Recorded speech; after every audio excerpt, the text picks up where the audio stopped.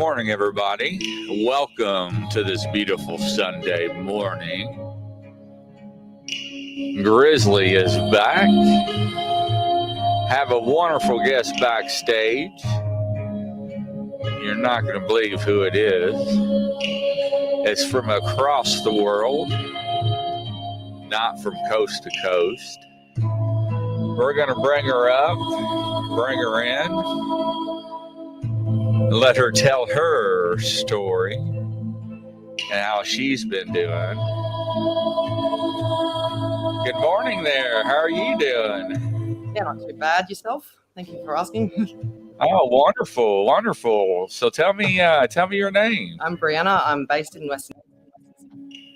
Oh, there we go. I brought you back in. So where are you from? I'm based in Western Sydney, Australia. Australia, mate. Yeah. Oh, wonderful, wonderful. So how long have you lived there? My whole life. I've never actually left the country. That's awesome. Yeah, born and raised here. So that's awesome. Well, tell us a little about yourself. Okay. Well, I suppose. What do you want to know? Like, I'm a psychic medium. So I'm an evidential and energy psychic medium. So the way I work is a lot of mediums and a lot of psychics around the world actually pretend to be something that they're not. They pretend to give you all this information. They promise you all these things, and they ask a lot of questions. I don't do that. I don't ask you anything. I just tell you, don't tell me anything. What do you want me to read on? And then I just basically take you through the whole reading or the whole session or whatever you need read. I'm also a healer, so I heal pain and I do energy healing, as well as physical healing as well, spiritual healing. So I've got a bit of a bucket list of modalities that I can help with people with. I love to help people. I'm very spiritual. I actually stopped breathing when I was 4 weeks old for 4 minutes. Ooh. So yeah, my dad actually revived me. So that's why I was able to, that's why I think I'm able to do the things that I do. But yeah, that's pretty much it. I'm also a mentor in psychic development, spiritual awakening, and ascension as well. So I also help guide those that are, struggling with their spiritual awakening process, because it can be quite scary when you're starting to wake up. You don't know what's going on. You think you're going crazy. It's quite a common thing. You think you're going crazy. Yeah, I mean, I could imagine. Absolutely. Yeah. So who else in your family has these gifts and abilities? Nobody. It's only me. Wow. As far as I know my father's intuitive, but he's not into it like I am. None of my family members really are, but they're accepting of it, so that's good. Yeah, because usually it's like your mom and dad, or it skips a generation. It's your grandparents. Yeah, no, I think I'm like generation one. So that's pretty interesting. Yeah. So how did it feel growing up and everything? I feel like I stood out like a sore thumb. Like I was 6 foot tall and taller than the average year 12 when I was in year 7. So that was one thing that worked against me. I was just socially awkward. I never had any friends. But yeah, I wasn't really a fan of school. I didn't enjoy the social aspects. The learning aspects I did. I love writing. I love poetry, music, and all that kind of stuff. But yeah, it's an art. But that's about it. I was never really a studious type. Now, with your abilities and stuff, are you the type of person that can just go out in public and just like pick up everybody's feelings and emotions? Yeah, like it was pretty hard growing up, and especially until I learned that I am a medium and a psychic, that all the emotions that I feel 90% of the time probably aren't mine. So having to learn to observe people's emotions and not absorb them, and acknowledge that they're upset, acknowledge that they're going through a hard time, but not taking them on yourself, I think was probably one of the biggest things that I had to learn coming into this as well. So yeah, I do feel a lot of emotions from other people. I feel everything, but I don't just I won't walk past you and know your life story. I have to be gained permission from you to then sit with your auric field and kind of read your etheric blueprint that way. All right. So, do you see dead people? Yes. Well, I don't see them like you and I, see each other, but they do make themselves well known, especially in the backseat of my car a lot of the time. Oh man, I would have a car wreck. it was the one thing that I got to tell you. Like, I mean, I don't get any benefits, making anything up. Like, this was ridiculous. This little girl appeared in my car one day, and it was so real. Like, she was in the back of my car. Her face was pale. She had scars all over her face. She had black hair. She was soaked. She looked like she'd just gotten out of a pool. And I'm thinking, what the hell's going on? And anyway, so she's like, where's my mum? She asked where her mother was. And I'm like, I can't, I don't really think I can answer that. I didn't really know how to handle it. It was my first time that's actually ever happened. But what I did find out going home to Google it to find out that she was actually a girl that lived in Tennessee, and she was murdered by her parents, left at because all I saw was a black bag on a riverbed, and she was actually murdered and left in a black bag by a riverbed. And she died when she was 4, and she passed through when she was 7 in human, like in the physical. When you put it into perspective on the physical realm, it would have taken about 3 years for her to cross over, just because she couldn't understand why her parents did what they did. So it can be pretty full on, but you learn to live with it. I've learned to live with it. I don't know any different. So. Wow. I mean, can you imagine looking up in your rearview mirror and seeing a child? I screamed. And she just disappeared. Yeah. I mean, I would have wrecked the car. I was going, I'd just gone through like a little red light, not little red light, but I wasn't going very fast. Sorry. So it was like a little intersection. It wasn't very busy. And I was like, I just looked up and it was there, and then it was gone. She was gone. I've had heaps of people appear in the back of my car. It's really, I was actually driving home with someone last night from picking up a car, and it happened. I was driving a 2-door ute, and I could see it in the revision mirror, but he's religious, so I wasn't willing to tell him what I was seeing, because he just thought, yeah, right, Bree, you need, pull over, let me drive for a little bit. But yeah, no, it's normal for me to see these things. But yeah. Ladies and gentlemen, if you want to ride, now you know where to go. That would never be a dull ride. I'll probably jump out in the middle of the interstate with you. Oh, well, that's wild. I never heard that before. That's crazy. Yeah, telling people and being believed is like, okay, well, I'm just going to tell you anyway, because it did happen, whether you want to believe me or not. It's a different story. I have to tell them, but usually they just take my word for it, because it's like, it does. I have people appear in the back of my car probably a couple of times a week when I'm driving. It'll just happen. I'll see them out of my peripherals. There's this one particular spirit that hangs around my house, and I swear he's my partner's doppelganger or twin. He's not aware of the fact that he has a twin, and I'm like, I think you do. I think he might have passed away when you were young, like when you were a baby or something like that, but you've got a twin. I'm telling you, I see an identical man standing that looks exactly like my partner in the house. And I'll look and he's not even there. Yeah. So yeah, if I didn't catch on to the mediumistic side of things, I'd probably be in a mental asylum at the moment. But yeah.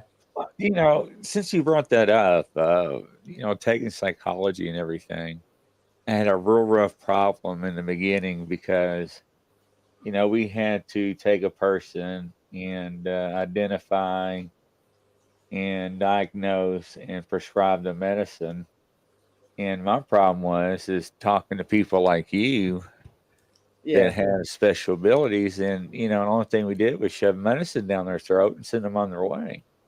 That's essentially what they do try to do, because in my opinion, when you have these gifts, people that know about these gifts and these gifted people aren't going to want them to be, able to get out in the world, so to speak, and do the right thing. That's why there's a lot of fraudulent teachers. There's a lot of false prophets. There's a lot of fake psychics out there. It's to miseducate. And I think that I don't feel like they realize they are doing that at the time, but they're just getting this information from there's nothing to validate it. Do you know what I mean? And it's so misleading a lot of the time, because then when I go do my research, because I don't base everything I say is correct. I do my research afterwards to see if I've been on the right track, and it can be pretty frustrating, to say the least, especially when we get a bad reputation because of people like that. Yeah, you do. So I was going to ask you, how do you know from the real from the fake ones? The spirits to the actual people, to physical people? Yes.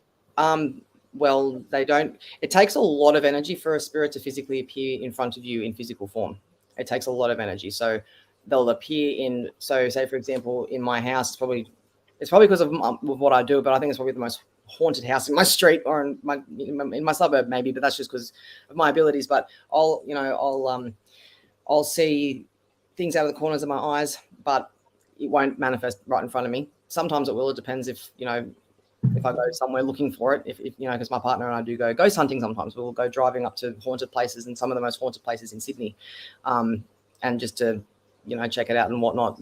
One place we did go was it was in Katoomba. I'm not going to actually say where it was, but yeah, it was pretty crazy. And he was not a believer. He was a believer. He is now, but he saw a spirit or a ghost, a little boy standing in this tuberculosis old abandoned hospital. That a lot of people died from tuberculosis in there. And he came running back to the car. Man, I'd never seen him so scared. I'd never hightailed it out of anywhere so quickly before because of the energy. I couldn't get out of the car. It was insane. So I suppose like putting yourself in situations where you are wanting to see these things, it can frighten the crap out of you, let me tell you. But to know the difference between reality and, well, it is all reality, but physical reality and other dimensional realities, I suppose your peripheral vision and what you see at nighttime is a big thing as well. Your spirits will use things in your view that's around you to show themselves, or they'll do it to make to hear. So I'll be in my living room and I'll hear I've got a fish tank in my room, and I'll actually hear three people. I've heard three people in my bedroom talking when I've been here alone. I've heard a racehorse commentator and a lady at the racetrack all having a conversation with this other bloke, and I can't figure out what accent he has or where he's from, but you can actually hear the conversation. Crazy. Sorry, it's the studio phone going off. Sometimes I take calls, but not today. People are on there saying hello to you. Oh, hello, everybody. Oh, yeah, there are comments up here. My bad. Sorry, guys. Yeah, sorry today, guys. We're not taking phone calls. I do apologize. This is a special event for her. So, but yeah, so we got Appalachian Terror and Jimmy Bland. Okay, awesome. So also, speaking along those lines, how do you tell a real psychic from a fake psychic? That's one of the biggest questions I get. Glad you've asked me that, actually, because if you've obviously been to see a psychic, yes. If you get asked a lot of questions, just get up and walk out. A psychic is meant to tell you what you need to know, not ask questions. No genuine good psychic will sit there and ask you a question. They will tell you.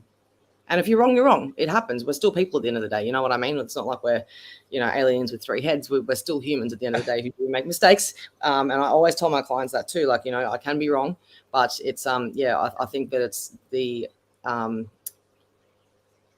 intention and the genuine intention and the genuine energy that comes from the person as well. But definitely the questions. And a lot of people don't know that. I love it when people come to me for the first time because it sets the expectation of what to expect when you go to a real medium and what not to expect when you go to a real medium. And asking questions and not telling them a damn thing beforehand is something that I always say. Wow. I mean, that makes really good sense. Yeah. Have you ever tried to work for those psychic telephone numbers? Yeah, I've worked for a couple of them. I'm done with working with people, honestly. Like, I've worked with Psychic TV Australia. I've worked with a few different places as well. I was even on national radio. And look, there are some beautifully gifted people, don't get me wrong. And when they're gifted, they are gifted. But it's not the intention isn't right all the time. And it's like, I got underpaid by one of the places that I was working at. And then I got fired because I wasn't single from the other one. And it was like, really just, yeah, it was crazy. And it's just like, but yeah, I'm glad that I've been given a chance by you. Thank you very much. Oh, absolutely. Absolutely. I'm adoring this moment. Your accent is adorable, by the way. Oh, thank you. I know other people are saying the same thing. So, we never had anybody from Australia, mate. Oh, really? Australia, mate. Yeah, no, it is beautiful here. So the fires that were here a couple of years ago was really scary. I could imagine. Yeah, the Black Summer fires. That was right down where down the East Coast. It got about a kilometre away from us at one point. So wow. It's pretty scary here sometimes, but it's beautiful. I love it. I wouldn't trade it for the world. Wow. Have you ever seen the Yowie there? What? Sorry? The Yowie? No, I haven't. I see a lot of extraterrestrial stuff though. Like, really? Yeah, man. I see a lot of them. But like, a lot of the problem with the matrix that people talk about is mobile phones. Look up. Go outside and look up at night time. Honestly, that's about all I've seen, though. I haven't seen anything like that, any yowies or anything. Wow. Because isn't there a lot of a part of the country that's still not been researched or investigated? What do you mean? Part of the country has not been walked on? Oh, I wouldn't actually. I'm not aware of that. I'm not very good at my geography. But yeah, I wouldn't actually. Honestly, I wouldn't be able to tell you that. I wouldn't know. First time I don't know either. That's why I was asking. There's a lot of rumors that go around in other countries about what Australia's like. So, apparently the way we ride kangaroos to school and emus to school, that's fun. Oh. Those kangaroos or something else, I tell you. Oh man, like there was a 6-foot kangaroo once. I had my dog in the park, and where the hell is a kangaroo in the middle of Mount Druitt? Like, not a wallaby, a 6-foot kangaroo, and he just takes off after it. I'm like, oh my gosh. So yeah, they are huge. The kangaroos here, they are massive. We do have big spiders. Don't have drop bears though. Do you have koalas? But not drop bears. You have what? We've got koalas, but we don't have drop bears. I've been asked by people, yeah. Do you have drop bears? Yeah. So being a psychic growing up, how was that like? Well, being able to feel an emotional attachment to almost every inanimate object around you is pretty hard, I suppose. Being overly sensitive to everything as well. I always wondered, like, am I a little bit disabled? Is there something wrong with me? Like, I couldn't figure it out. My 2 eyes were next to each other. My nose was down the middle of my head. I had my mouth in the right place. My ears, on the side of my head. I couldn't figure it out. But it was just, I knew something was always different. But I was always sort of counseling people and helping people through their issues, even at a young age, at the age of 13. So like it's always been like the caring factor for me of caring for other people has always been there. And I think that's where my empathy kind of opened the doorway for it all, if that makes sense. Yeah. Yeah. Yeah, it sure does. Yeah. And I think like the few near-death experiences that I've had in my lifetime are probably not, that would have definitely helped. So I had a car accident going back in 2014, and I'm lucky I wasn't killed. I don't know how I came out of that unscathed, but what made me realize that there was more to the other side in the afterlife and, metaphysical forces was the fact that when I fell asleep from being on drugs behind the wheel of the car after being awake for a week on drugs, I was lucky to be alive. Actually, I wasn't driving, my ex was. And before we hit the tree, I was like put into a bubble, and this voice would guide me through the car accident. First, you're going off the side of the road. Then you're going to hit a tree. That's what happened. And then you're going to roll. It happened very quickly, but very slow at the same time. And I came out with not a scratch. My car was totaled. It landed like it was on its roof almost. It was pretty bad. So that was when that was when the dark night of the soul took off, I suppose. And then the last 5 or 6 years after that was very, very tough, just because of my own stupid mistakes and my own stupid decisions. Of course, no one else to blame but myself for those. But that was where it's kind of given me all the life experiences that I have now to help other people through things like such as drug addiction and spiritual awakening and all that kind of stuff. So, absolutely.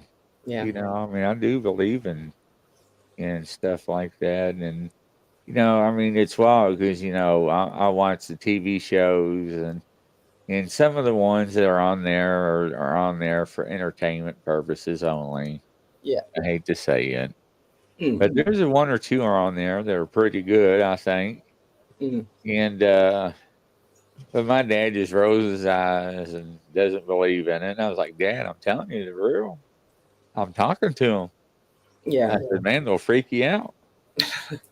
Look, it is quite normal for people to have that response to people in this industry, because there's more scammers and frauds out there than there is any normal psychic and gifted people. There's probably that 3% of us that are actually gifted.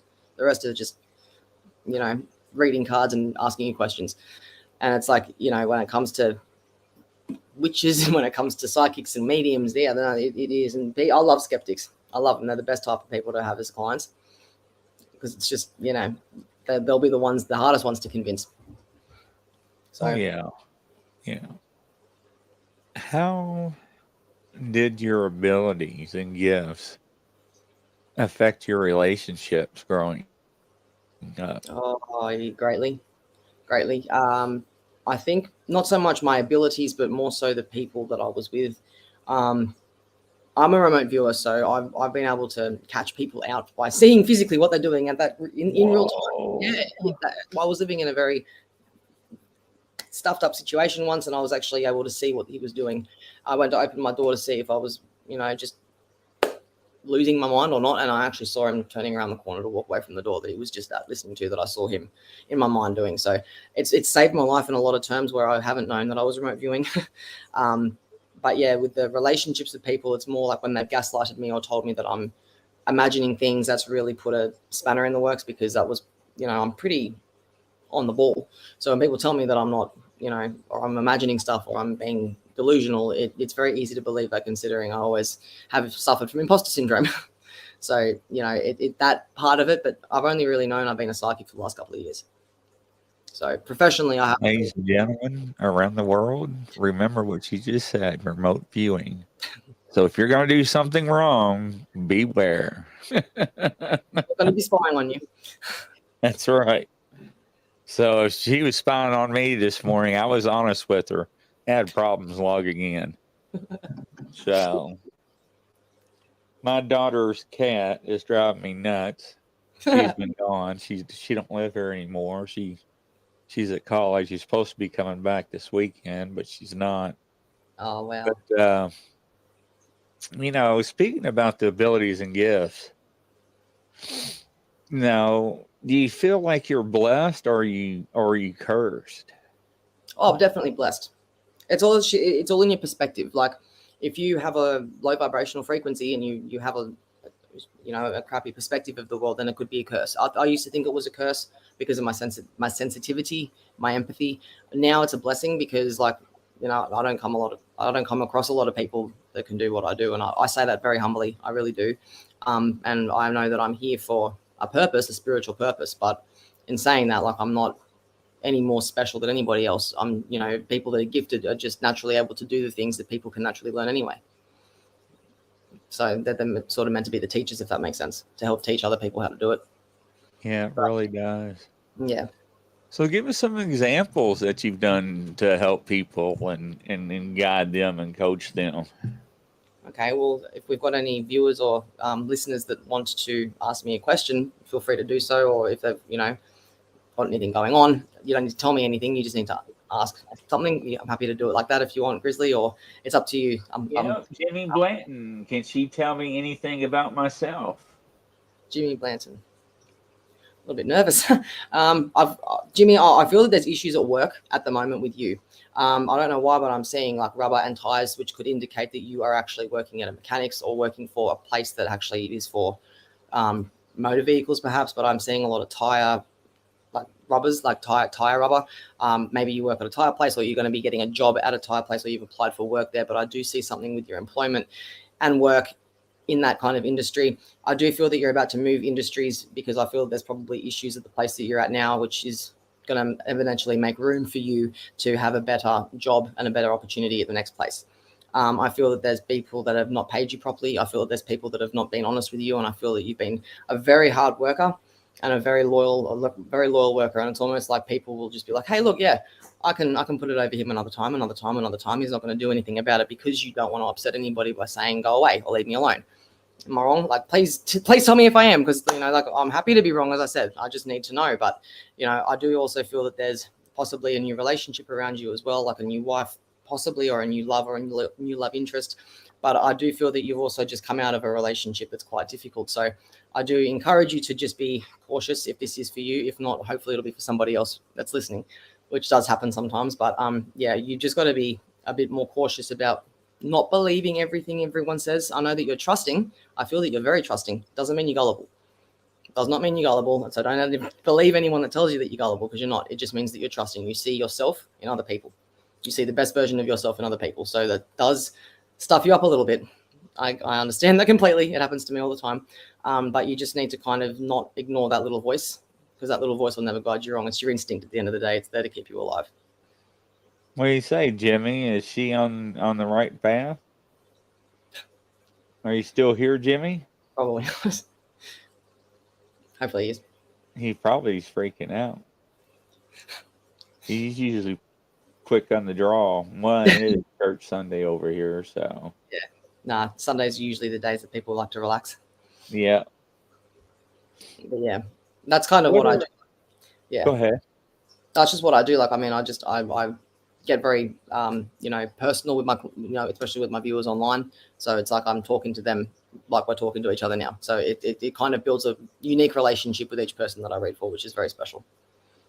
So what are your goals in life right now?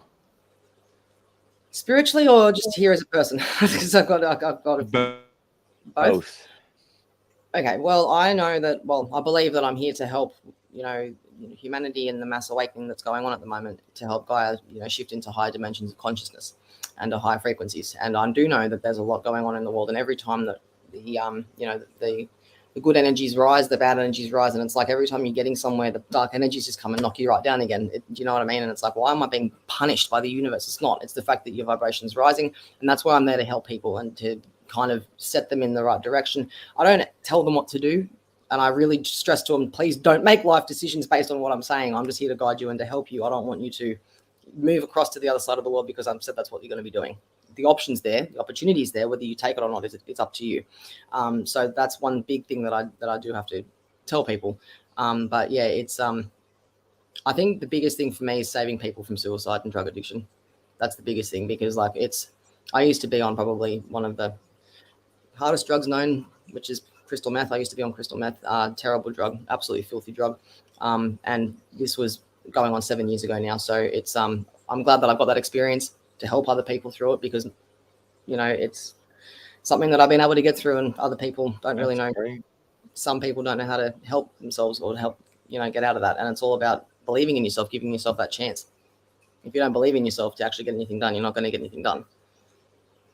So yeah, because you actually beat the statistics, so that's awesome to hear. No, thank you. Thank you. Really is. That's something hard to do. Addiction, addiction in general is really hard. Whether it's drugs, alcohol, pokies, it's an addiction. At the end of the day, it's like people aren't doing it. Hey, poker machines, a casino. Oh, gambling. Yeah, we call it pokies over here, poker machines. Oh, poker gambling machines. Yeah. So, yeah, addictions. Basically, in my industry, I've seen a lot of people, and I've read for a lot of people that have all sorts of different things that they're dependent on and that they use to cope, and it's it's a normal thing. It's not any way condoned, but it's way too normal, and it's people don't talk about it or normalize it enough, so that way people aren't actually getting to the bottom of the problem. So whenever I talk about things to people, it can be very serious. It can be very hard. It can be very, one thing that this has taught me is how to respond, how to communicate properly with people.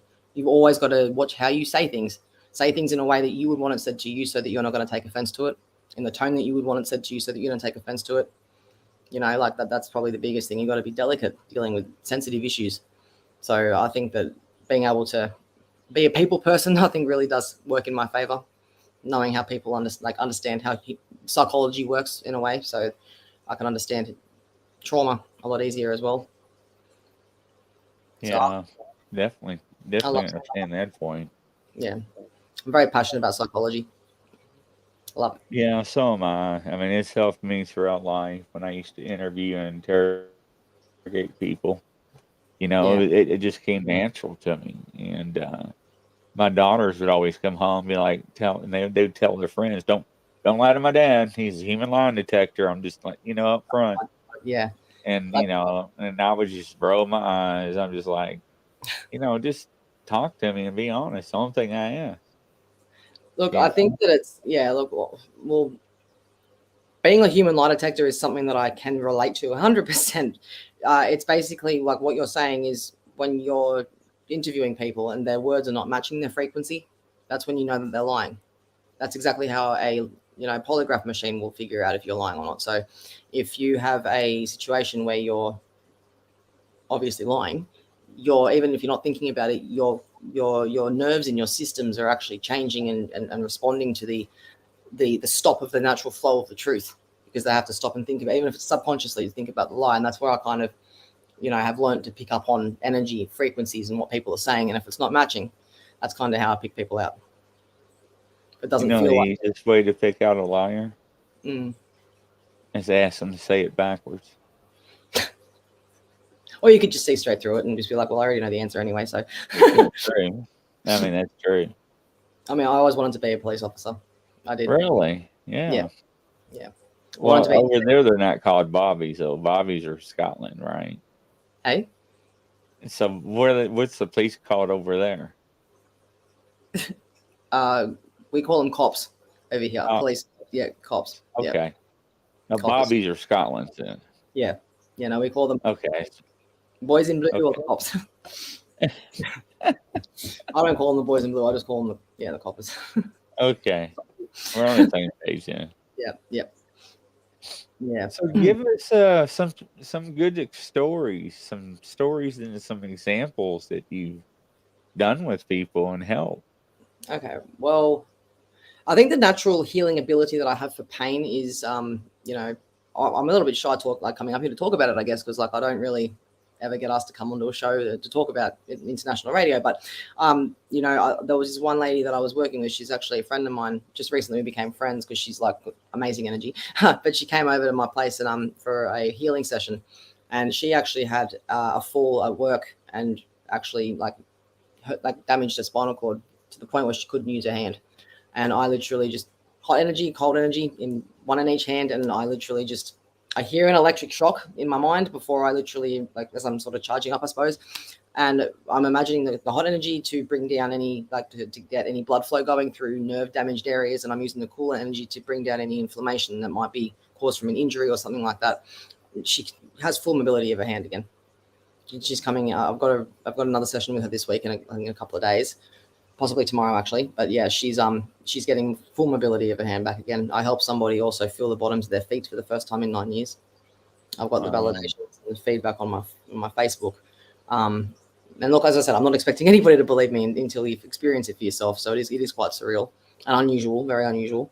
But yeah, I love being able to help people with pain. I do not handle pain well. I'm such a sook when it comes to pain. So I think that could be why I also have the ability to heal pain. But yeah, no, I don't know anything about being a doctor or anything like that. But when it comes to psychically knowing, I'm pretty visual. It's weird. I can't really explain it in any other way. Yeah, I remember growing up and they had those psychic doctors, remember? They used to lay people on the table and they would put their fingers into the body. Yeah. And they had the chicken gizzards and stuff in their hands. And they poked. Man, millions of people believed in that. They were brainwashed.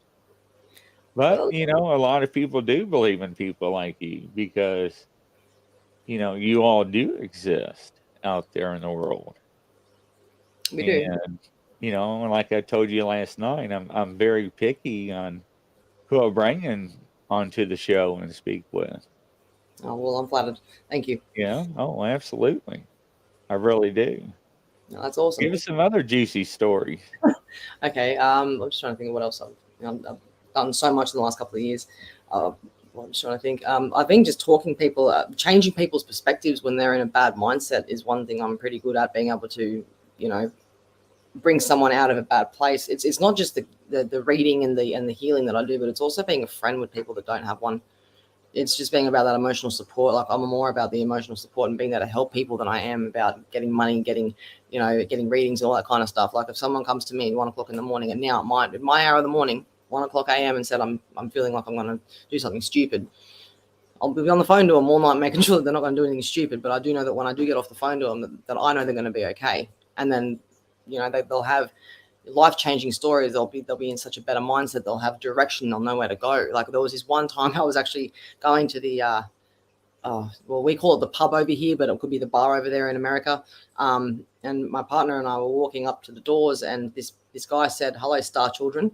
And I turned around, I'm like, "What did you just say to me?" And he just snapped out of it. He's like, "Oh, I just said hi." And I'm like, No, you didn't, but all right, no worries. We went in and, you know, had a few slaps on the poker machines, and then we came out and we he literally just said, like, you know, what do you know spiritually, because I need help. And I'm like, whoa, okay, how did you know about that? Like, he knew that, you know, that's what I did, and he needed the help. So he then came back to mine and my partner's place for a good hour and a half, and we were just having a good chat. I connected to his father, who had passed away, and I was able to validate things like, you know, a certain trophy that they had and that they'd actually won or made together, or what, I can't remember exactly what it was. It was a long time ago, but, you know, there's been some pretty phenomenal things, and just the look in their eye when they have hope and they thank you for that is probably the most moving things I've experienced, is giving somebody hope. Esther, hello. Esther says, can you tell me how Dee feels about me? I feel that there's a lot of you calling, and you're not getting any answers. And I feel that this person only responds to you when it suits him. So if that's the case, I'm going to be honest with you. I think that you can do a lot better.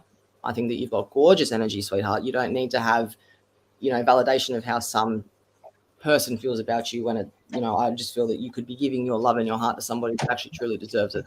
Not just going to give it to you when he feels like it or when it suits him, because relationships go both ways. And if it's somebody that you have a crush on that doesn't actually know, but I don't feel like that's the case. I feel that he knows how you feel and he just doesn't care. And I feel that he cares when it suits him, and he's very good at telling you what you want to hear. So I'm going to be honest. I'm not going to sit there and lie to you, sweet girl. And I think that, you know, if you can, I hope I'm wrong for you. I really do. I hope I'm wrong, but just keep it in the back of your mind so that you can be prepared if things aren't going the way that you want them to, or if, you know, but I do feel like you know what I'm saying. I feel like you know exactly what I'm saying. I'm just kind of saying what you're feeling, and I'm hoping that it's not the case.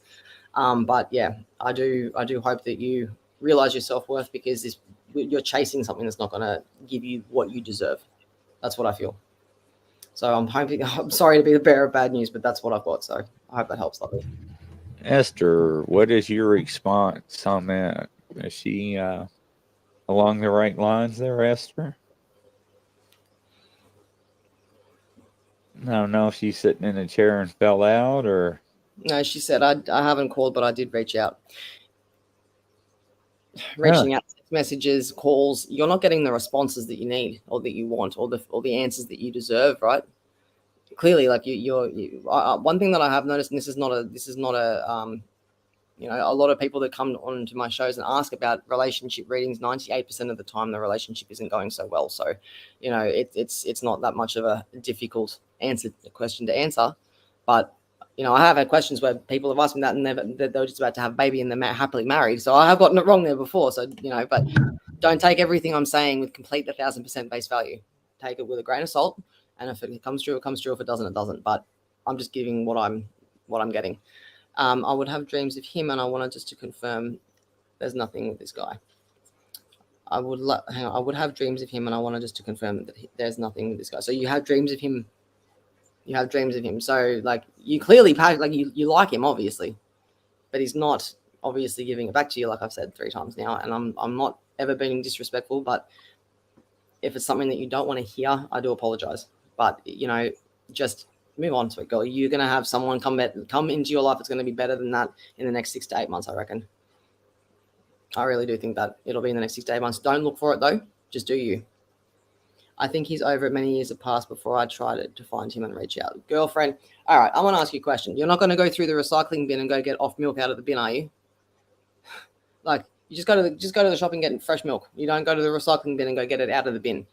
Okay, if something's not, like, if a statue shatters, it's not going to ever be what it was.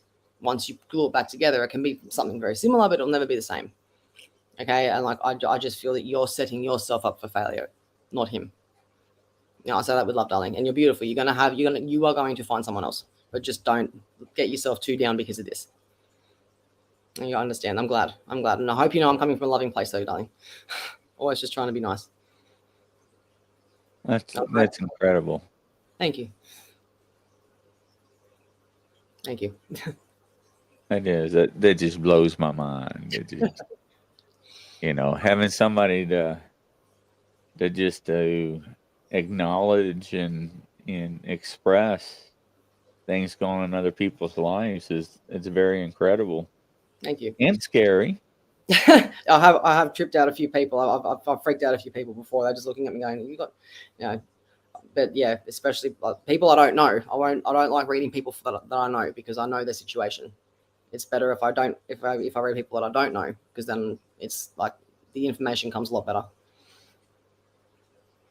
I still freak out if somebody's in your car when I'm driving, or you're driving. I mean, oh yeah, no, it can be. Honestly, like I've always talked to myself. You think I'm a hospital patient. Honestly, you live with I talk to myself out loud, but I don't believe that it's me that I'm talking to. Like I'm talking to somebody that answers me in my mind and answers me in my heart. Gives me like, and it's almost like I've, you know what, Grizzly, I probably made more friends of the dead than I have in the living. Which is a sad thing when you think about it, but they have been there for me more than what the living has, which is, you got to have. It's not a sad thing. I mean, yeah. I talk to myself sometimes and answer myself, and having I full get conversation with yourself, though, full blown conversation with yourself that no one's there. Yeah. She says, "Thank you. I get it." So you're greatly welcome. From Grizzly to you, and from her to you. I'm glad to have her on our show. I really am. I know it's a little bit early for Grizzly to be on, but what time is it over there? That's a good question. It's like 1:45 a.m. Yeah, so see, there's a big difference. Yeah.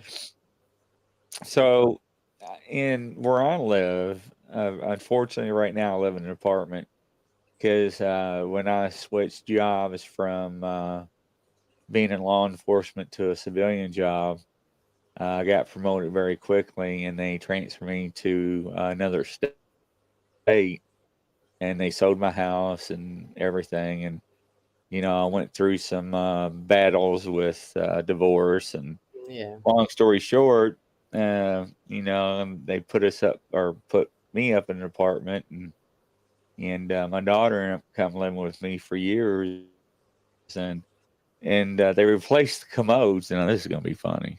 Yeah. They replaced the commodes, and I'd be sitting on the couch, and it automatically flushes. Now, it's not a handle. It's a push button. You got to push to make it flush. And why are you laughing? Because that's what we have over here in Australia. Huh? That's just what we have over here in Australia, just the push one. I've never seen one of the lever ones. Yeah. It pushes, and it flushes by itself, like 2 or 3 times back to back. Oh, wow. Yeah. Yeah, that's cool. So like somebody's telling me that, hello. So that's wild. Yeah. You ever thought working for the police? Yes. If I ever got offered an opportunity to be like a psychic detective or help with the detectives doing what I do, I'd love to do it. I don't think I could ever fill the shoes of being a detective or a police officer just because of, well, I don't have a criminal history, but just I'm not fit, man. I would never pass the fitness test. That's the biggest thing, is the fitness test. I got long legs. I can run fast, but not for a long distance. But yeah, I think just the detective work and the fact that I wanted to be a detective when I was younger, and now I'm a psychic medium. It would be lovely to be able to work alongside them to help, murder cases and all that kind of stuff. I believe I could do it. I absolutely do believe I could do it. Yeah, I'd love to. Have you ever watched TV and seen something and be like, I know exactly what happened? Yep. And I even got invited to go to a ghost tour. Like I got, I think it was a ghost territory tour place over here in Australia. I got hit up by him to come along to one of his tours to see what I could pick up. Now, the things that I was picking up, you could Google it and it was there. No word of a lie. And I didn't get the place. He didn't want me on the team. And I think it was probably because I was sending all the spirits away when I went there. Like he didn't want me on the team. And like, that's the first time it's ever happened. I was a bit upset, a bit disappointed, but it wasn't, there was obviously other agendas behind the scene. It was nothing to do with my abilities, I hope. But yeah. Well, ladies and gentlemen, welcome her to my team. She's now part of my administrative team to all my groups that I own. I took her on last night. There's something about her I still can't put my finger on. You know how you have that sensation or feeling? And I think she's a wonderful person. I know she's got wonderful talents. You know, it's just amazing that the stuff that you can do. You know, I talked to one psychic the other day, and she was telling me her dad will always see when people were dying, and he had to completely shut it off. Some people He said he was wrecking his life. Yeah, like it's not for the faint-hearted, and like there are some people, and I think that's why in the world there are only few gifted people, because it's like some people can't handle it. Some people can't handle it, but like with, you know, say for example, if like with your dad, I do know a couple of people like that, and I do not have that ability to be able to see when people are going to pass away. That is not something I have ever been able to do. So that's something that, you know, your dad would have been able to do. That, you know, that's quite a gifted thing, and you would have been able to do that. I think that you can do that, but I'm more of a let's get through this life today together, not, you know, I do help spirits that have passed away cross over to the light, but no, not what your dad does. That's something that I haven't actually experienced. And how do you help the spirits cross over? When you go into a house that's dense, or you know when you go past a house, it's got that just it gives you the heebie-jeebies. It just makes you feel. Yes, that's usually energy that has stayed in the physical realm. So when you have a spirit that hasn't left, it's because the only difference between us and a spirit is that we've got a physical body, they don't. There's no difference between how we want to feel heard and validated to move on from things. It's the same thing with the spirit. If you walk into a haunted house and like this dense energy is there, when I went to my friend's house, actually, I was talking about it on my live earlier tonight. Went to my friend's house. He called me to come and try and see what was going on. What I went there for was not what I sent off. What I sent off was a mother that had actually, from a mental condition, killed her own child. And I'm sorry to be triggering, but killed her own child, and was not like, I wasn't well. I didn't mean to do it. I wasn't well. I had, you know, postnatal depression. I have schizophrenia. I'm not on my medication. They didn't give me my medication. I wasn't able to take my medication because they wanted me to breastfeed. Like all this stuff that I was, you know, that she needed to get off of her chest, not realizing that her baby was right there. Her little baby was in spirit with her right there. And because she was so upset about all the emotion and what she'd done, she didn't realize that she could literally just take her baby and leave. She apologized to the house. Like she told me to tell them that she was sorry for tormenting them all these years, and that she was sorry that they, you know, like the house feels amazing now, apparently. So like, wow. it's just like when I first walked into that room, it was like a force field. I got bounced straight back out. It was like, but then I walked back in and I'm like, look, I'm not trying to hurt you. I just want to help. Like I'm actually here to help. I want to help you get out of the situation that you're in. You don't need to be like this. So when I leave, come with me. Don't get in my car and come with me because I don't want you with me. But just leave this family alone. You don't need to be here anymore. You're hurt. I understand what's happened to you. You and your baby are together. Like realize that. It's all about making them feel heard. It's the same thing as people. There's no difference. And that's what makes them move to the light, is literally just that feeling of, right, okay, all right, I've got that off my chest now. I can move on. That's what it's all about. Esker's got another question for you. Okay, can I please ask one more thing? I have spirits bothering me and they won't leave. One is speaking through me. So that means Esther, that just means that you're gifted, sweetie. You're a channeler. So when you're a channeler like that, that's what I do too. So what we do is we actually allow spirit to take over our body to speak to their loved ones properly, like the last time. That's what that means. And if you don't want them to be there, I think that you're quite gifted, very, very gifted. I think that you could be you could do what I do, binding spirits if you wanted to, which means you could have them tied up. If they're bothering someone, learn how to tie them up and leave them in a corner with salt, and they won't move. They won't move. And I can teach you all that if you need to, but it's a shamanic thing. It's being able to control those sort of spirits, being able to get them to stay in the one room, to leave other people alone. As long as you're doing it from a good place, it's from a good heart with love, you're not going to go wrong. But you're a channeler. So you are also a medium. People are going to use your body as a way to speak to their loved ones. Ask it what it wants. Ask it why it's there. And if it doesn't give you any answers, then tell it to leave. If it doesn't want to leave, then get sage, open up all your windows and go from corner to corner in every single room. Say that it, send it off with love. Say that it is love that's appreciated. It doesn't have to be here anymore, and then it can go. But usually it's because it needs to say something. You're around a loved one that it has, and it needs you to get a message across. So I hope that helps. Wow. Esther, what do you think about that one?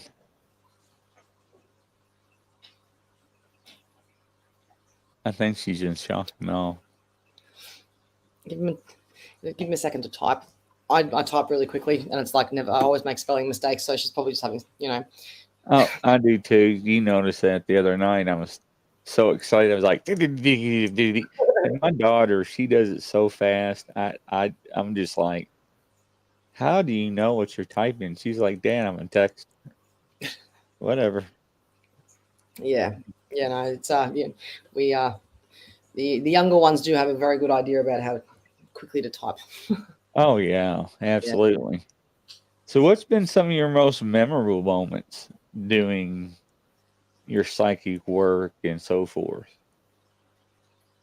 I think having somebody come into my house that's about to commit suicide to leaving someone a completely different person who's motivated, who has their completely different perspective. Like I'd like to consider myself quite influential. Like I don't ever abuse it, but people listen to what I have to say, and I think that is probably a big thing, because I want to use that to help people around the world. I want to use that to help and change the perspectives of people like suicidal teenagers that are going through a hard time, or kids that are addicted to drugs. It's not all about being a psychic. It's also being their guide, being someone that in my life that I never had in their life to help them get through it. So that's kind of mainly my goal, but that's where my most moving moments have happened, is where I've changed lives and actually made a big impact emotionally and mentally on that person. So, Esther responded to you. She's asking if it is channeling. Yes, channeling. Yes, that's exactly what it is, darling. You're channeling them. So, feel free to message me on Facebook if you need to. So Psychic Medium, Bryanna Wilson, that is my Facebook page. I'm always going to reply if especially if it's urgent. But I do offer private one-on-ones if you need like coaching, counseling, and all that kind of stuff. It's entirely confidential. So yeah, it got you kicked out and you're desperate to get rid of it. You said Sage. Sage will help. Yes, Sage will help. I'll be able to, if you need me to help get rid of it for you, I can. But yeah, I'll just need you to get the Sage, have me on video chat. For 45 to 60-minute session, and we'll be able to work through it together if you want me to. But this session, the Sage will help a lot. And it's also, don't doubt what you're getting. Anything that you feel that you get from this spirit is because it needs to have it said. It said, so reminding me of the past, and it laughs a lot. I think that it suffers from a lot of mental illnesses like schizophrenia and possibly dissociative identity disorder, which is the laughing and the childlike behavior and the childlike energy that I get from the spirit when I tune in with its energy. And I feel that it's, it was almost like this child, probably about 14 years old, 15 years old. I feel that this kid was almost tormented when he was alive, and that's why he has that that laugh. And it's almost that laugh that'll creep you out. You know what I mean? It's because that's how he deals with the emotional pain. And he talks about the past is because he's stuck in the past. He's stuck in that time, and he's not able to move on. And I feel like his dad was not a good person. I feel like he didn't have a good relationship with his dad, and I wouldn't be surprised if he's got blonde hair and blue eyes, like I can see right now. About 14 years of age and board shorts. Let me know.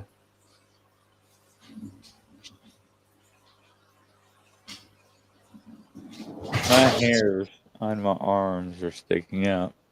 Really? Yeah. That's good. Hopefully it was right, but I'll just get what I get, and I say what I get. But that's how I usually deal with the spirits. So that's wild.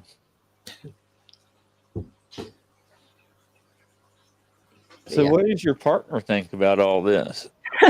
Harley was a skeptic when I first met him, and I remember messaging him when he added me on Facebook, and I'm like, hello. And he didn't talk to me, and I'm like, hello, like don't ignore me, like hello, what's going on? And he ignored me, and I'm like, no, you're not going to ignore me. So I said, so I know that you don't know me, but I want to introduce myself anyway. And I told him what I did, and he's like, he ignored me again. He ignored me for probably another week after that. I'm like, this guy thinks I'm probably going crazy. But then I'm like, look, I feel like I've got a grandmother coming through for you as well. That, short hair, gray, that's probably about 5'2" in height, maybe, a bit bigger in size. And I've also got a lady coming through that's got, red. That was his mother and his grandmother that came through that had just not long passed. So that was when he's like, oh. So I did probably one of my first biggest card readings on him. And yeah, no, he was just shocked at how correct it was. And then when we got together, he was all for it. He just wasn't sure. So he's very spiritual now. He's You know, he's actually healing a lot too. He loves it. He's actually very gifted himself. He's actually a medium too. He can read cards quite well. He just doesn't trust himself enough. So, but he's quite good. We work well together when we do readings for people. He's a good remote viewer. He finds a lot of the objects that I've lost. He'll remote view it and actually go find it. So that's pretty cool. Darren Bronson, to my house is haunted and cursed. How? Yeah, Darren Bronson. Well, sorry, what was it? And Grizzly, I saw you once talking to Old Bear. Dan, would you say that BF or Bigfoot are telepathic? All right, thanks for your help.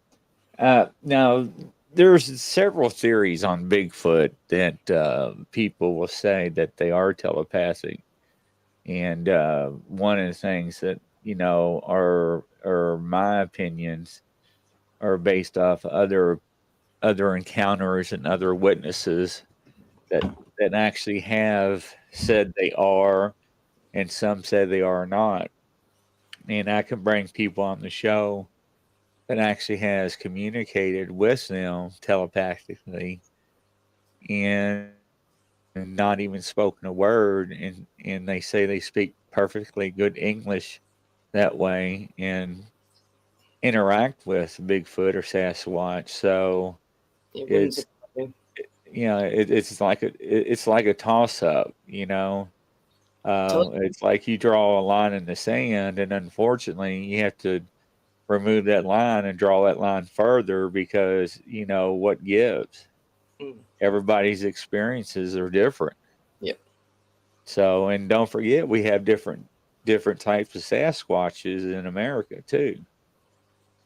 So, do you believe in the Yowie?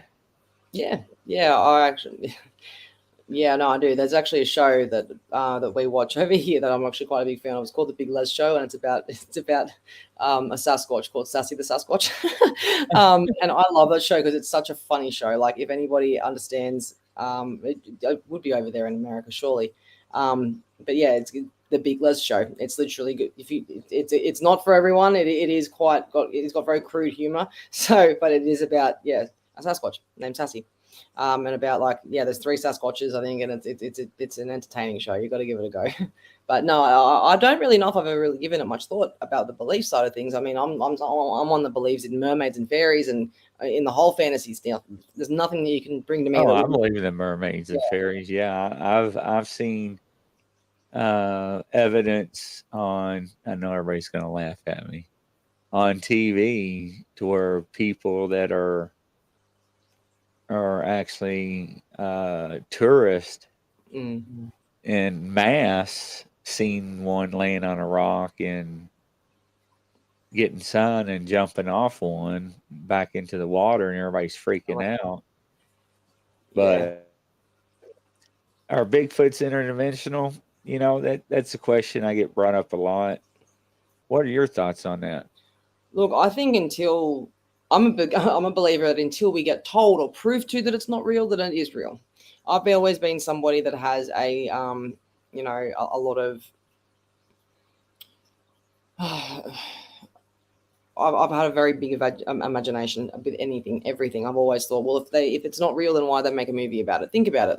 People create these movies about these different things, and we've got Steve H who says Book of Enoch says mermaids have fallen. Female angels are mothers of fallen giants that condemned to the water. That is one way to put it. And I'm never going to tell you that it's right or wrong. I'm never going to tell you that what your beliefs are right or wrong. But what I do believe is that there are mythical creatures that do live in higher dimensions that we can access as humans. I do know that, coming from as a child and being able to, want to just sit at the bottom of a pool, that's not normal. But they're used to doing things. You know how children do weird things? It's because they've just come out of a life that they could come from fairyland or, Antarctica or whatever, or wherever. Do you know what I mean? It's like they've probably come from another planet, another star constellation or whatever, that actually do have these creatures there. And I do know that, I do a lot of drawing, and I do know that I draw a lot of mermaids. And a lot of the mermaids that I do draw are the Mintaka mermaids. And there is actually a planet, I'm not too sure what the name of it is, but it is a planet of water. It's an aquatic planet that are said to have mermaids on it and things on it like that. It is, it just depends on the perspective of the person. There's always going to be three sides to every story. There's yours, theirs, and the truth. So there's your side, their side, and the actual. That is correct. Yeah. They always ask me, Grizzly, is this picture real or video real? And my question is, or answer is, number one, I wasn't there. Number two, I didn't take it. So that's my response. I never put anybody down because you just don't know. 100%. You don't know. Yeah. Like I don't believe that any religion or any spiritual view is right or wrong. I think they're all right. They're just different points of view. That's what I think anyway. Have you ever used your psychic abilities to tap in to see if there was a Yowie? I've never tried. You're putting me on the spot here, Grizzly. Look, where do people get the idea from it, though? Seriously, like, where do people get this idea from? Unless they have seen it themselves, they're not going to think up these things. Humans aren't, Oh, we have sightings all across America. Yeah, we exactly. have pictures, videos, and I do. You name it, we got it. Yeah, no, I do believe. I mean, the government over here, they know about it. They hide it from us. Same with the UFOs here. They have the bodies. They have DNA. They have it all. Yeah. They just won't admit it. So. And they're not going to because it's a form of control. I think. Do you know what I mean? Yeah. It's all about a form of control, and like, people are starting to realize what the hell is actually going on in the world and what there actually is, and that's where they're not going to obviously say anything because they don't want to, the full disclosure of the Galactic Federation of Light and the UFOs there, man. I've telepathically communicated with people on a UFO. I've had it respond to my thoughts, and it's not anything like you're hearing the voice. It's you just, it's difficult with telepathy because you can't always tell if it's your own mind or if it's actually telepathic messages. And the one thing I have learned with telepathic messages is they're very instant and they're just there. You can hear them in your clairaudient abilities. You can hear them there. And you don't have to consciously think about what's being spoken about, what's being said to you, what you're saying back. Telepathy is real. And when you're on the same vibrational frequency, that's where telepathy is going to happen. You're going to be able to, tap into mythical creatures, higher beings and all that kind of stuff. It is all real, 100%. Especially with, these mythical creatures like, Sasquatches and Bigfoot and whatnot. Like, would you believe that I got called Bigfoot when I was at school because of how tall I am? So it's hard for me to say the word Bigfoot. It's like, we're actually talking about Bigfoot. But, with that, it's people do not just make up. I mean, they could. I don't personally know how they could because I don't know how I could make up something I haven't seen. That's just me, though. I'm very, very transparent. So, like, my mom kind of drilled that into me when I was younger. Well, Mama, mermaids real? Well, if they aren't, why do people make movies about them? Fairies, too.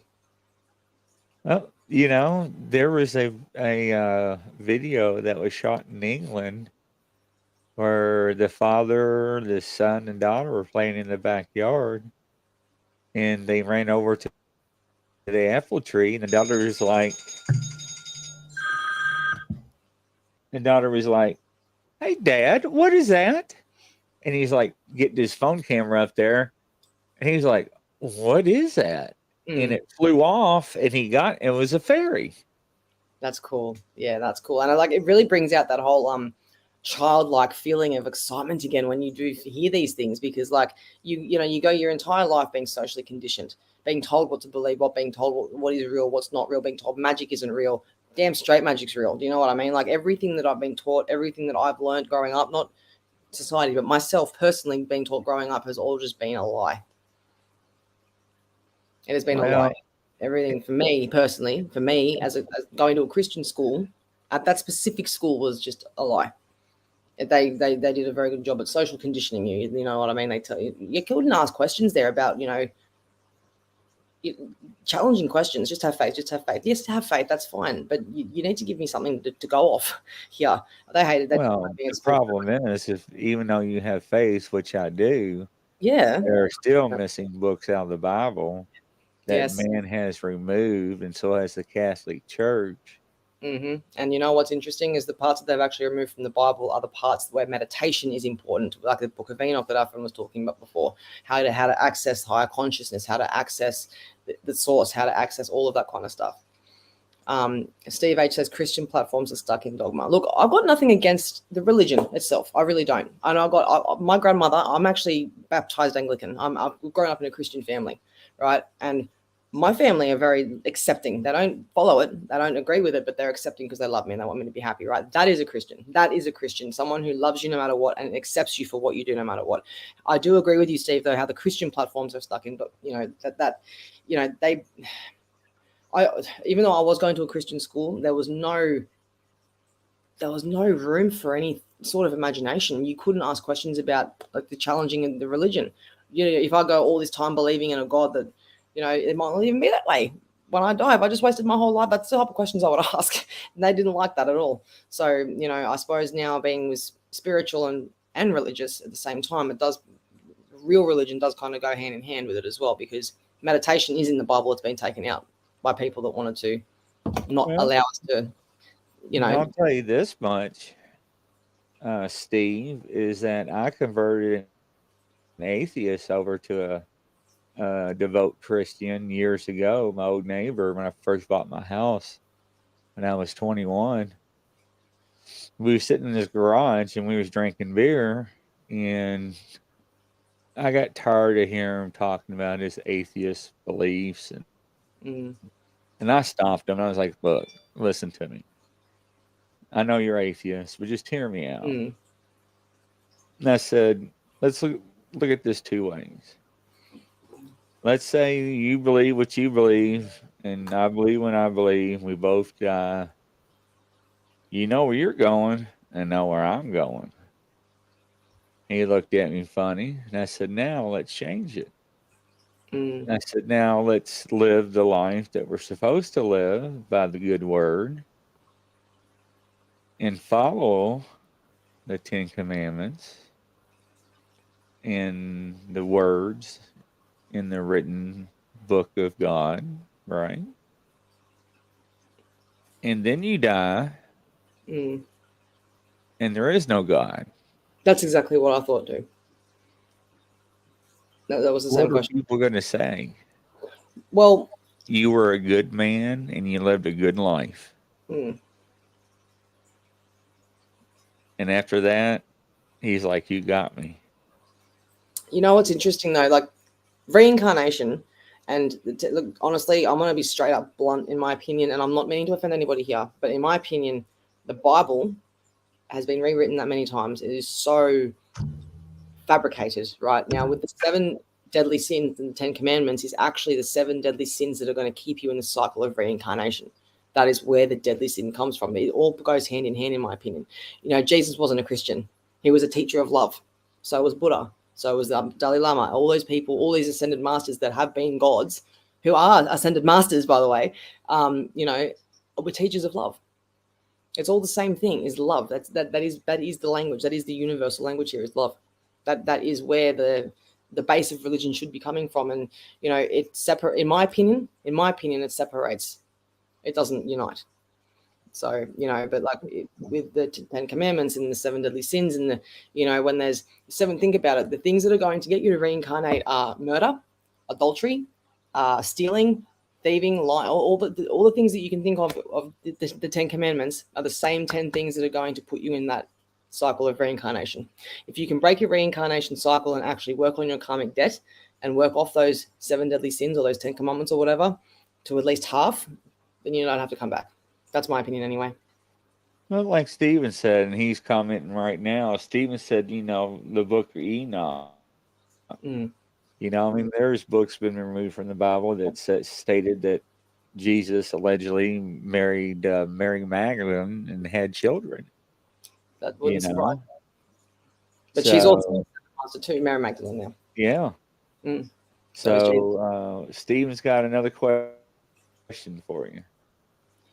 Can I throw an idea out on how I think memories are created? Of course you can. Yeah, everyone's like, you can always put your ideas out there. Like, I'm not the type of person to sit there and get angry because you've got a question for me and it challenges my belief. So yeah, ask away. Honestly, now's the time to ask. Happy to answer anything you need.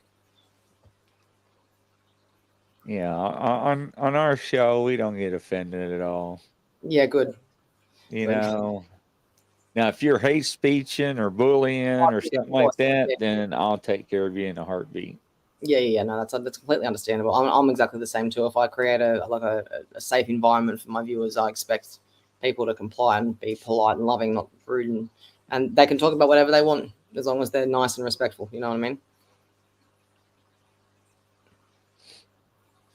So what's your idea, Steve? I'd love to hear it. Yeah, I'm waiting for it to pop up.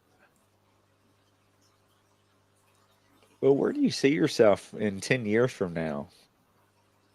You know, I can't.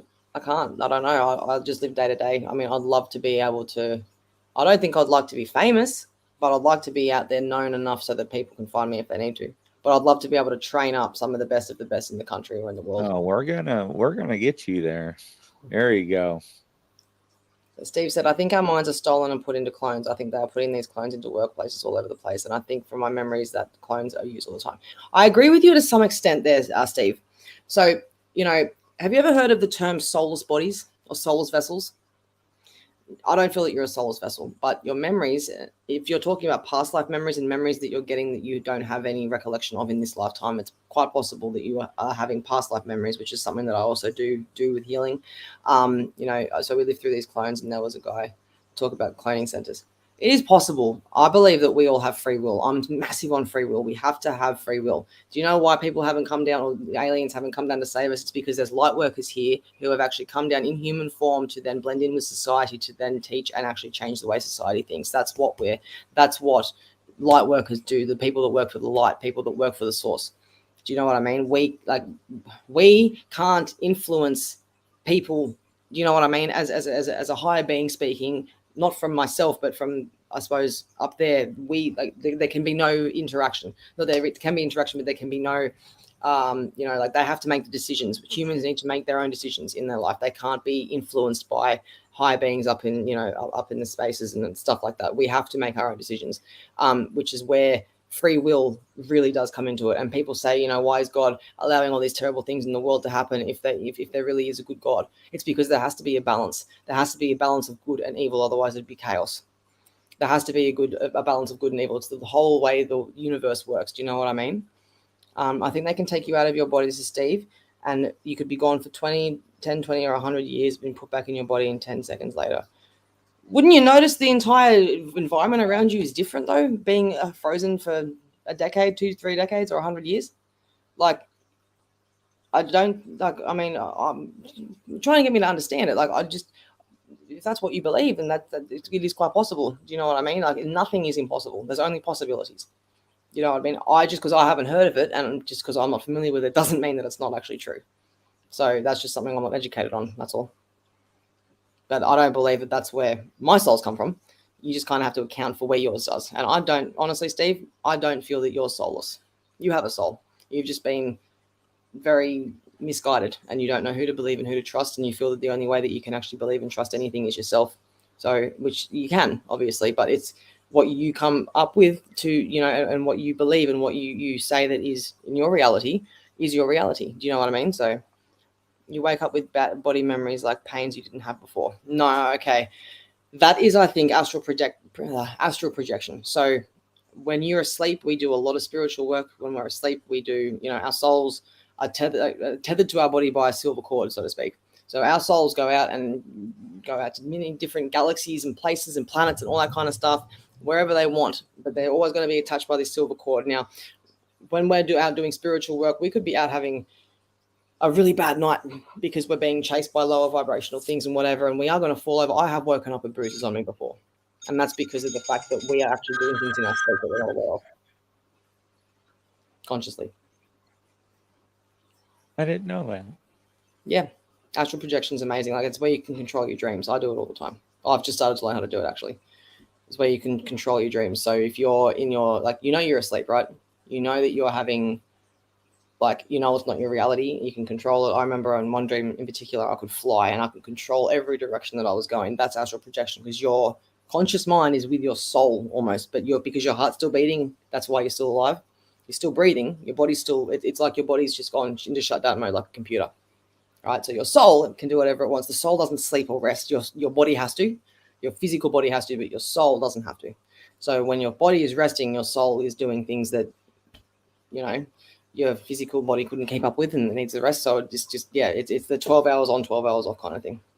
That's my opinion anyway, though. Like, it's I think everyone's got different points of views and different opinions, because that is exactly what it is, what you're saying. I don't think it's impossible. I do think there are people in the world like what you just said, but I don't think you're one of them. No, I think that you are noticing what's happening and you're paying attention to that it's happening around you, but it hasn't happened to you. I don't feel. That's just me anyway. He's replying again. Do you see the glass floors of a building and how time affects people? Time doesn't exist. Time is an illusion. There is the past, present, and if you get the James Hubble telescope and you send it all the way out in space, you can get a picture of something that was taken at the start of time. Time doesn't exist. It is all the one. So time is only an Earth concept. There is no time out in space. There is no, if Earth in the physical realm wasn't actually here, time wouldn't exist. And time was created by men or by, I'm really not going to get into that topic tonight, but it could have been created by somebody or something that wanted to control humanity, control the planet, to make us age, which is part of the matrix. I can go into all of that with cell reproduction and how if you actually tell your souls that you want to be young and beautiful forever or young and handsome forever, you can. You ever wondered how people can be 60, 70 years of age and look like they're 50 or 30? Usually they're quite spiritual. That's why. They tell their cells they don't have to die. The only reason you age is because you're telling your body that's what you have to do. I promise you. You can actually live a much longer life if you tell your cells, you don't have to age. People can heal themselves from cancer and people can heal themselves from illnesses by just being positive, telling their cells that they're going to be okay. Everything you feed your body, your cells reproduce 200,000 million of them at a time every 3 seconds, every 4 seconds, every 5 seconds. You've got complete control of what information you're feeding them. Does that make sense? But that'll be a topic for another night, though. That's all on the spiritual side of things, not the psychic side of things. But yeah, that's just my opinion. He's back. Maybe wrong words. I see people in the glass rooms, and as they move through rooms, I can see how it changes for them. When you say you see it, do you in your mind's eye? Obviously, yeah, in your mind's eye. So you see them move through rooms, walk through walls. Is that what you're saying? I'll wait for you to personal affirmation. Yeah. So you're seeing them walk through walls. Is that what you're saying, or are you feeling like a physically glass room? Because if you're seeing them walk through walls, it just means that you're seeing spirits. And people someone asked me today. They said, "How do I know, when the new Earth comes, when we start living in the new Earth, which has already started, the population is going to be minimized by quite a substantial number," and that's what I believe anyway. And my friend asked me, she goes, "How can we be living in a world where none of our relatives are there?" And I'm not saying none of your relatives are going to be there, but a lot of people are not going to be in this new world because of mental health issues and them choosing to exit early and just illnesses and diseases and all that kind of stuff. There's going to be a whole variety of things, in my opinion. And people are saying, well, why can't if our loved ones are not here with us, how could we enjoy it? But the thing is, we can enjoy it because we can actually see what you just said there, Steve, being able to see them walk through walls. I had someone say that they saw the spirit walk through a wall. Do you know what I mean? The more you ascend, the veil thins. Okay, I think you're right. I see drastic changes in population. Yes. And it concerns me because I feel there's going to be a huge suicide peak next year. I feel there's going to be a lot of people that are going to try and take their own life, which is why people like myself are working so hard to be there to support them, because it doesn't have to be that way. You're not the only person that said that. It scares me, man. It really does, because it's such a temporary thing. And you're only creating karma for yourself. You are going to have to reincarnate. If you kill yourself and commit suicide, you're going to have to do it because you've done it every other past life to the point where it's a vicious, repetitive cycle of the same thing every life.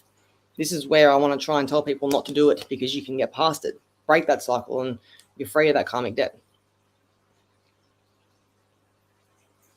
So 2023. It's the number of chaos.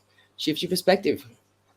It's not always the number of chaos, but people that seem to fly under the radar that are actually, doing this sort of stuff, they're probably the ones that are going to be the ones that are left. Well, heck, I thought COVID was going to take out a lot of people. It won't be coronavirus. It'll be the vaccination, and it will also be the suicide rate. Most of the suicide rate is what I'm saying because of mental illness. Like my depression is getting worse. Like, do you know what I mean? I collectively, I feel what the collective feels. If I wake up feeling horrific one morning, it's because it's usually I wake up to find that that's what people around me are feeling. If I'm feeling ecstatic and happy, it's because it's the energy of the people around me. It sucks, but it's a gift at the same time. You know what I mean? Like I'm able to use that misery in a way to kind of know what the collective itself is feeling, to kind of then shift that. I suppose it's one of my responsibilities here, I think. Yeah. Yeah, no, I mean, I actually do believe in that. And people has been saying for a long time that we have been living in the revelation times. We already are in the revelation times. Yeah. We are. Like, it's yeah, people think that people are just evil. No, there are dark energies out there. Witchcraft, magic, it all exists. Trust me. How do you think? Honestly, I could get into so much in-depth conversation with you right now about that kind of thing, but I don't know my boundaries yet and what I'm allowed to say and what I'm not allowed to say. But I could go as far as saying that people that have that are in the as the world leader could have even used black magic to their assistance to gain all this power. Magic is real. I promise you that much. I've used a couple of spells. Well, I don't consider myself really a witch, but it is witchcraft, right? If I need someone to leave me alone, a freezing spell works. Money spells work. I remember making a little money spell one day, and wasn't heaps of money. It was just a couple of extra readings here or there, or finding $50 on the floor and things like that. So, 5G is a tech form of witchcraft. Look, it depends on what type of witchcraft that you're after. Even if you know black witchcraft, it doesn't make you a black witch or a black person. It doesn't mean that you're bad. But if you need to know both of them to kind of see hand in hand. You can't go yin without yang. But as long as you don't have the intention of hurting people, you're going to be fine. The 5G is a tech of I suppose it could be, yeah, with the black witchcraft, with the world leaders trying to control everything. But it is also about the greed of the population. That's what I think. And it's all about manipulation. You're 100% on the money there, Steve. But definitely, and I'm really glad to see that people are waking up to see that they're not being told the truth. The conspiracy theorists are now being seen to not be so crazy. Yeah, that's true. It's good. It's good because people are starting to realize, if 1,000 people stand up to one person, that haven't really got much of a leg to stand on.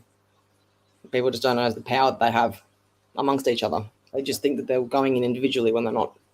So keep that in mind. True. You're absolutely right on that part. Anything else, Steve? Said, have you seen how 5G and graphene stuff? And no, I haven't. That's going into something I'm not too familiar with. Sorry. It was so wonderful having you on the show. I'd love to bring you back again. Yeah. I'd love to come back. I really would. And maybe we'll take some live calls. Yeah, since everybody's wanting to call in this morning. Yeah, I'd love to. Which was very unusual. Yeah, I'd love to. What do you say? I have tons of stuff. I bet you do. I have tons of stuff too, but I was too afraid to ask. So, but Wilson, it was very nice to have you on the show. Thank you for having me. For you, good night. Good night. And ladies and gentlemen, from coast to coast and around the world, this is Grizzly. If you want to be on my show, all you have to do is email me at grizzlytheparanormal@gmail.com. Once again, that's grizzlytheparanormal@gmail.com. Unfortunately, ladies and gentlemen, it's that time again where we must say goodbye. I'll be live in the next 20 minutes for my next show, so please stand by. And it was wonderful to have her on our show, and we're very lucky. And I'm glad to have her on our administrative team and our Facebook groups. So this won't be the last time that you will see her. I guarantee you that. Thank you for having me. And thank you again for staying up late for us. All right, cool. Thank you.